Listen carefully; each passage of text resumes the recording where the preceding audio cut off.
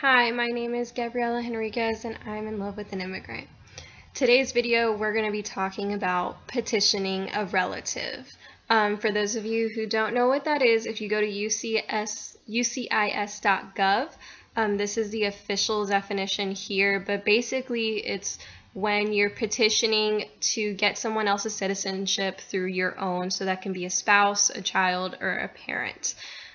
So the first step that we're going to go through is getting an I-130 form. So the I-130 is the actual petition before you can do anything else. This petition is also for various other types of visas. It takes about 6 months or more.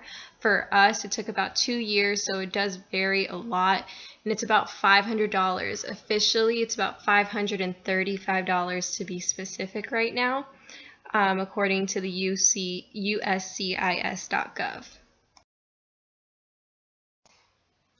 Okay, so if that gets approved, your I-130 gets approved, the next form is called a 601A waiver. This waiver, I called it an unlawful presence waiver because it basically is used for people who came here without visas, who crossed the border illegally and came and started their life in the U.S. So that's what this waiver is for. It's for those type of people. This waiver basically proves hardship on both parties that are involved in this process. So in my case with me and my husband, we are married. So emotionally we are connected and we stabilize each other, but also financially we are dependent on each other. So we both have jobs, we both have a home and a life together. So for one of us to get out of that equation, it would prove hardship on the other. So this waiver is going to take about 6 months or more to complete. Again, it varies depending on your situation, and it's going to be about $600 or more. The reason I keep saying or more at the end of each form is because it varies depending on whether or not you need lawyers, whether or not they have changed the fee, which the fee is always changing, so make sure you go to USCIS.gov and check it before you send it in, because they will need the exact amount. But again, it changes all the time. You need to see if you need a lawyer, if they know the proper people to talk to. So just make sure you take that into account when you go through every single step. Lastly, so what you're going to do after all of that gets approved is you're going to get a packet from the National Visa Center from the country that your spouse or your child was born in. So in our case, my husband was born in Mexico, so we would get a packet from the National Visa Center in Juarez, Mexico. Now this packet is something that they're going to send you with a list of documents that you need to send back to them. Now this packet is going to include a list of financial documents that they will require, which are W-2 forms, proof of relationships, so any bank accounts that you guys have together, Social Security earnings, proof of assets, etc.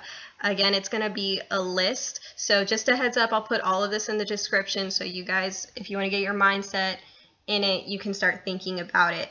But you're going to get photocopies of all of these documents that have been acquired since the person has been in the country.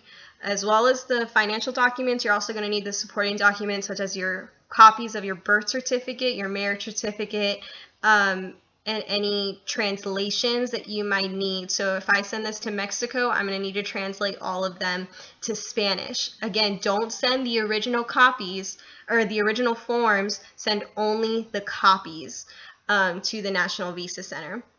What's going to happen after you send that packet is once it's approved, it means that you can officially leave the country because you have been approved for a visa. And the reason you would want to leave the country is because your appointment to actually do the final step is going to be out of the country, because that makes sense. So you're going to need to get a medical exam, biometrics appointment, and an interview at the National Visa Center outside of the country. So in our case, it would be in Juarez. Now this is very nice though. It can take, once you get to this final step, it can take about 2 weeks outside of the country getting all of these things done. And then since you're already approved with all your other forms, you can just head on right back. So it's great once you get to the last step. I know you guys can do it. So yeah. And that's the whole process. If everything goes well, it needs to be the way it needs to be. That is the process of petitioning a relative. I've been in this process about 2 years now, and again, I'm still just getting the I-130 petition approved, but that's because we have a lot of other things which I'm going to talk about in a later video for those of you who might be in the same situation we are in. But for now, it is a hard process.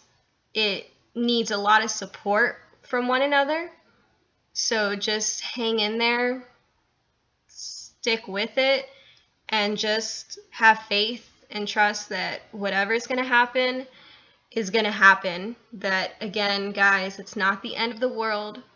You guys, no matter what, are going to be together, because at the end of the day, these are just forms. Very, very stressful forms, but don't give it power over your life. Hashtag immigrant love. See you guys next time.